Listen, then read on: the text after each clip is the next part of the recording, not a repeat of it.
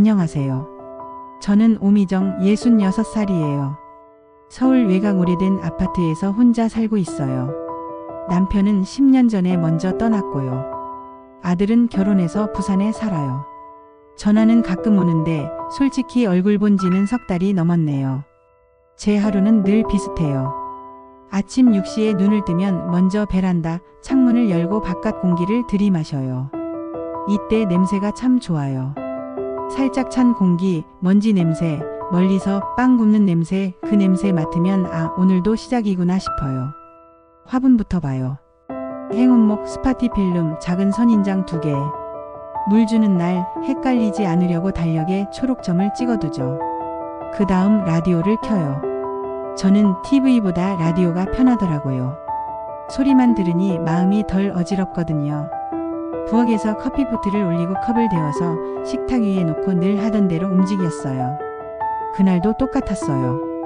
커피를 마시려고 식탁에 앉았는데 안경이 보이지 않더라고요. 분명 설거지 전에 식탁 위에 놔뒀어요.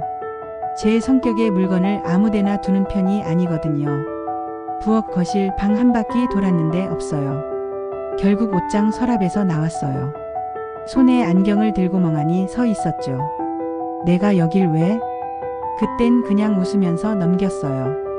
나이 들면 그럴 수도 있지 하고요.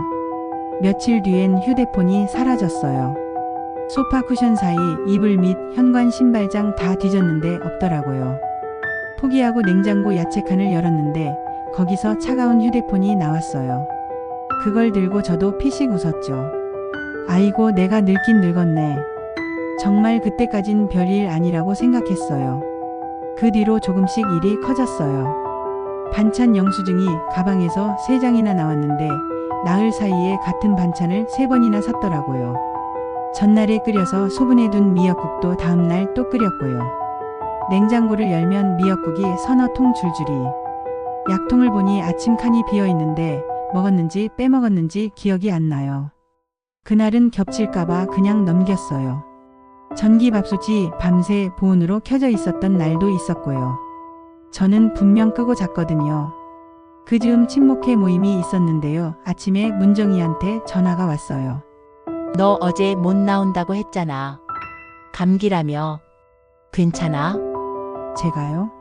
저는 그런 말을 한 기억이 없었거든요. 전화를 끊고 통화 기록을 보니까 발신 기록이 딱 찍혀 있더라고요. 그날부터 메모장을 켰어요. 810 화분 물, 930 설거지, 1040 마트. 뭘 했는지 하나하나 적기 시작했죠. 그런데 이상해요. 적어도 불안이 줄지가 않아요. 혹시 내가 시간을 잘못 적었나? 어제 건 오늘로 쓴 건가? 이런 생각이 바로 따라붙었어요. 한 번은 마트에서 장바구니에 물건 잔뜩 담아놓고 계산대 앞에 그대로 둔 채 빈손으로 집에 왔어요. 냉장고 열다가 어라, 빈칸이네? 하고 다시 뛰어나갔죠. 직원분이 어머님 깜빡하셨죠? 하고 웃는데 저도 같이 웃었어요. 근데 집에 오는 길에 그 웃음이 싹 사라지더라고요. 나 진짜 왜 이러지? 아들이 전화를 했어요. 엄마 요즘 같은 말 자꾸 반복해. 통화하다가 툭 끊기고. 병원 한번 가보자. 내가 녹음했어. 그 말을 듣는 순간 배가 쿵 떨어지는 느낌이었어요. 내가 모르는 사이에 내가 그랬단 말이야. 진짜 위험했던 날도 있었어요. 된장찌개를 끓이다가 TV 소리에 혹해서 잠깐 거실에 나왔는데 다시 부엌에 가보니 냄비가 새까맣게 타 있고 불은 활활 켜져 있는 거예요. 저는 분명 껐다고 생각했거든요.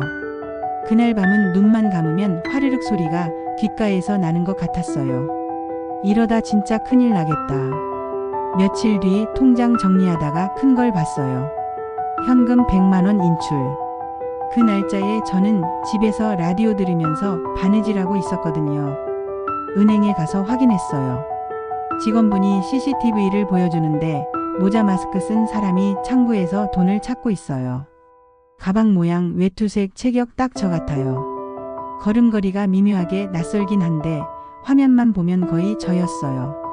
그걸 보는데 아, 내가 맞나 보다 하고 제 자신을 의심했어요. 그 정도로 제 자신을 못 믿고 있었거든요. 바로 다음에 며느리가 전화를 했어요. 어머니 병원 예약했어요. 다음 주 화요일 오전 10시요. 내가 가겠다고 했었나? 제가 되물었더니 저번에 어머니가 먼저 말씀하셨잖아요. 통화를 끊고 메모장을 뒤져봤지만 그런 기록은 없었어요. 그날 밤 천장만 보면서 생각했어요. 정말 내가 시작인가? 내가 치매인가? 며칠 지나 이상한 장면을 봤어요. 장보고 올라가는데 멀리서 며느리가 우리 동 앞에 서 있는 게 보였어요. 제가 코너를 도니까 황급히 내려가더라고요. 집에 들어가 보니 거실불이 켜져 있고 리모컨 위치가 평소랑 다르고 수건 접힌 방향도 뒤집혀 있었어요. 남이 보면 모를 사소한 것들이지만 저는 알아요. 제 손이 익은 자리가 있거든요. 그날 처음으로 똑똑히 생각했어요. 누가 들어왔나? 저녁에 제가 먼저 문정이한테 전화를 했어요. 문정아, 지난번에 내가 뭐라고 했었어? 문정이는 아무렇지 않게 말했어요. 감기 걸려서 모임 못 나온다고 했잖아. 목소리가 좀 잠겨 있어서 감기인가 했지. 그 말을 듣는데 심장이 서늘해졌어요. 저 그날 감기 아니었어요. 목도 멀쩡했고요. 그럼 누가 내 전화로? 그 뒤로 작은 변화가 더 크게 보였어요. 전기 포트가 보온에 올라가 있다든가, 볼펜 뚜껑이 열려 있다든가, 행주 위치가 바뀌어 있다든가. 택배를 문 앞에 놓고 간다는 배달 사진은 있는데 물건이 없어진 날도 있었고요. 현관문 고무 매트에 낯선 발자국이 찍힌 날은 문 앞에서 한참을 서 있었어요. 이웃 박 아저씨가 엘리베이터에서 묻기도 했어요. 요즘도 손주 보러 자주 내려가시죠? 아니에요. 전 집에만 있어요. 에이, 지난주에도 아침 일찍 나가시던데. 저는 지난주 아침 내내 집에 있었거든요. 그 말을 듣고 나니 제 기억이 더 믿기 어려워졌어요. 그래서 기록을 더 꼼꼼히 남기기 시작했어요.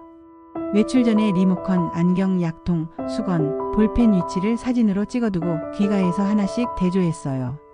메모장에는 이렇게요. 오늘 31만 540 외출. 귀가 후 점검 안경 식탁 서랍 이동 전기밥솥 보온 켜짐 수건 접힘 뒤집힘. 그걸 두세 번 반복하고 나서야 제 마음속에서 이상하다가 누가 일부러로 바뀌었어요. 결정적인 날이 있었어요. 엘리베이터 앞에서 아들과 며느리 목소리가 들렸어요. 이제 검사만 받으면 어머니 확정이야. 그래야 정리하지. 정리라니요. 뭘 정리요? 그 말이 귀에 박히는 순간 손이 먼저 움직였어요. 휴대폰 녹음을 켰어요. 그들의 대화, 숨소리까지 다 담겼어요. 그날 밤 울지 않았어요. 대신 생각했어요.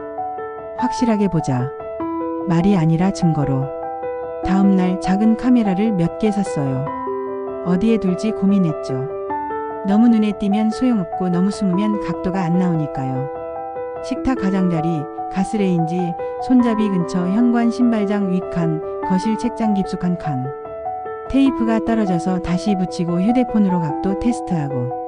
첫날 영상은 쓸 게 거의 없었어요. 각도가 애매해서 손만 스치고 누군지 모르겠더라고요. 둘째 날엔 초인종 소리에 제가 먼저 나가버려서 제 얼굴만 크게 찍혔고요. 셋째 날 제대로 찍혔어요. 며느리가 열쇠로 문을 열고 들어왔어요. 식탁 위 안경을 집어 옷장 서랍에 넣고 가스레인지 불을 켰다가 아주 약하게 줄여놓고 서랍을 열어 서류를 훑다가 통장 사본을 챙겨 나갔어요. 영상 속 손동작, 가방, 옷 매무새 며느리였어요. 손이 덜덜 떨렸어요. 일시정지를 했다가 다시 재생했다가 또 멈추고 몇 번이나 반복해서 보고서야 제가 숨을 쉰다는 걸 알았어요. 나는 치매가 아니라 누군가가 나를 치매로 만들고 있었던 거예요. 영상과 복도 녹음 파일을 정리해서 변호사를 찾아갔어요.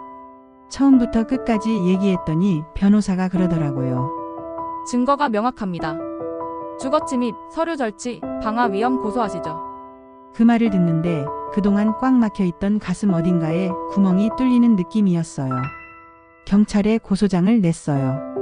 아들과 며느리는 처음에는 발뺌했죠. 오해예요. 농담이었어요. 가스불은 잠깐. 하지만 영상이 재생되는 순간 말이 줄어들었어요. 저는 아들을 바라보고 물었어요. 너 왜 그랬니? 아들은 제 눈을 피하면서 말했어요. 엄마, 그냥 우리가 도와주려고. 엄마 혼자 사시니까 우리가 관리하려고? 그 말을 듣는데 속이 얼음장처럼 차가워졌어요. 도와주려고? 날 망가뜨리면서. 조사 과정에서 더 많은 사실이 드러났어요.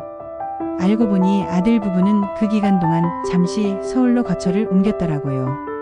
우리 집에서 걸어서 10분 거리 원룸을 얻어놓고 그곳을 오가며 드나든 거였어요. 부산에 산다고 말만 했던 거죠. 그래야 제가 의심을 못하니까요. 결국 저는 집과 재산을 지켰어요. 하지만 아들과의 관계는 그 자리에서 끝났어요. 전화도 문자도 만나자는 말도 저는 받지 않았어요. 문자를 쓰다 지우기를 몇 번이나 했는지 몰라요. 잘 지내라, 한동안 보지 말자, 나는 괜찮다. 어느 문장도 제 마음을 담지 못하더라고요. 그 후로 저는 다시 일상을 세웠어요. 아침에 창문을 열고 화분에 물을 주고 달력에 초록점을 찍고 메모장을 펴요. 오늘 해야 할 일들을 적어요. 쓰레기 배출, 약 복용, 통장 확인, 문단속 2번. 그리고 제 마음에도 하나 적어요. 나는 나를 믿는다. 남이 말하는 내가 아니라 제가 확인한 저 자신을 믿어요. 가끔 라디오에서 누가 자기 사연을 읽으면 제 얘기 같을 때가 있어요. 그럴 땐 볼륨을 살짝 줄여요. 대신 메모장을 더 오래 봐요. 제 글씨로 적힌 오늘의 기록들이 나를 붙잡아 주니까요. 마지막으로 이 말은 꼭 남기고 싶어요. 제가 지금 잊은 건 단 한 가지입니다.